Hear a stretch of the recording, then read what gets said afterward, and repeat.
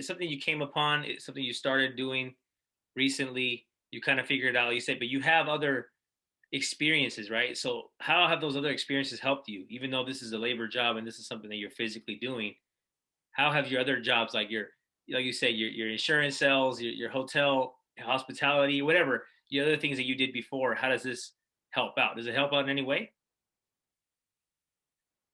Well, obviously, you're starting off with the hotel hospitality. You learn a little bit of this and that, and obviously from before, that kind of work you learn from them to understand, the basis of customer service, right? And you kind of implied what you learned previously into the Right, next job, right, right?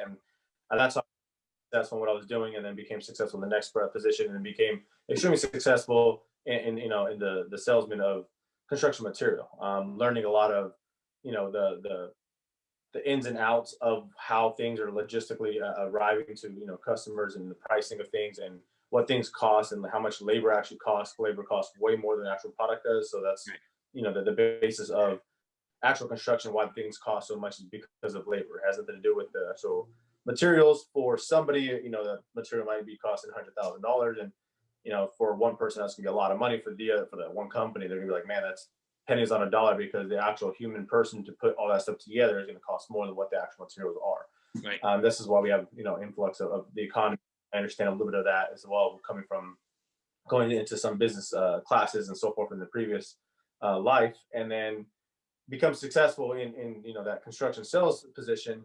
There's a lot to do with the previous education, right? You learn on the job, you learn with what's going on, the next step, and so forth from other people around you. You don't just learn basically in a school or institution. You learn from your peers, you learn from people that you meet, and as well as contractors, et cetera, et cetera. So knowing that, and knowing some of the construction stuff in the background, and the tab data that comes with it, understanding how things are applied and why they're applied that way, and the load values, et cetera, and why we had to do certain things.